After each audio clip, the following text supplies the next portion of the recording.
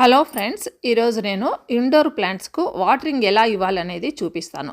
Indoor plants కంటైనర్స్లో పెంచుకునేటప్పుడు ఒక్కొక్కసారి పెద్ద పెద్ద కంటైనర్స్ ఉంటాయి. ఇంకా మనము సమ్మర్లో అయితే డైలీ వాటర్ ఇవ్వాల్సి వస్తుంది కదా. వీటిని బయటకు తీసుకెళ్ళి డైలీ వాటర్ ఇచ్చి మళ్ళీ లోపలికి తీసుకురావటం అనేది పెద్ద కష్టం. కంటైనర్స్ని డైలీ తీసుకెళ్ళటం అనేది పెద్ద కష్టం. సో వీటికి వాటరింగ్ ఏ విధంగా ఇవ్వాలి అనేది నేను చూపిస్తాను. ఈరోజు చూసారా, నేను ఇది యూజ్ అండ్ త్రో గ్లాసెస్ అండి. దాంట్లో వాటర్ పెట్టేసి డీప్ ఫ్రిడ్జ్లో పెట్టేస్తాను. నా దగ్గర ఎన్ని ఇండోర్ ప్లాంట్స్ ఉంటే అన్ని ఇండోర్ ప్లాంట్స్కు అంటే ఒక్కొక్క ప్లాంట్కి ఒక్కొక్కటి చెప్పున వీటిలో పెట్టేస్తాను. ఇండోర్లోనే కాదండి, బాల్కనీలో పెంచుకునే మొక్కలకు కూడా ఇది బాగా ఉపయోగపడుతుంది. నేను చూపిస్తాను చూడండి. ఇది బాగా ఐస్ అయిపోయిన తర్వాత వీటిని తీసుకొచ్చి వీటిల్లో పెట్టేస్తాను. హ్యాంగింగ్ బాస్కెట్స్లో ఉన్న మొక్కలండి ఇవన్నీ కూడా మనీ ప్లాంట్స్. వీటికి ఏం చేస్తాను, వాటర్ పోసామనుకోండి బుడక్కని కిందకు వచ్చేసి కిందంతా కూడా ఖరాబ్ అయిపోతుంది. మనం పొద్దున్నే ఇల్లు చిమ్ముకునే ఉంటాము, ముగ్గేసుకొని ఉంటాం కదా.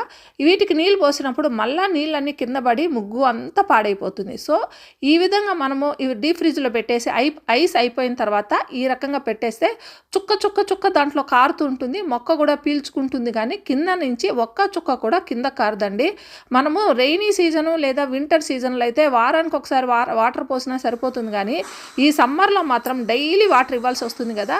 ఇది మంచి పద్ధతి అండి. అంటే వాటర్ మనకి కిందకు పడకుండా ఉంటుంది, మొక్కకు కావాల్సిన వాటర్ కూడా చుక్క అందుతూ మొక్కకు కావాల్సినట్లు కూడా ఉంటుంది. ఈ రకమైన పద్ధతిని మీరు ఫాలో అవ్వచ్చు. ఇంకోటి, ఇండోర్లో ఉన్న మొక్కలకి ఇంకో రకమైన పద్ధతిని కూడా నేను చూపిస్తాను.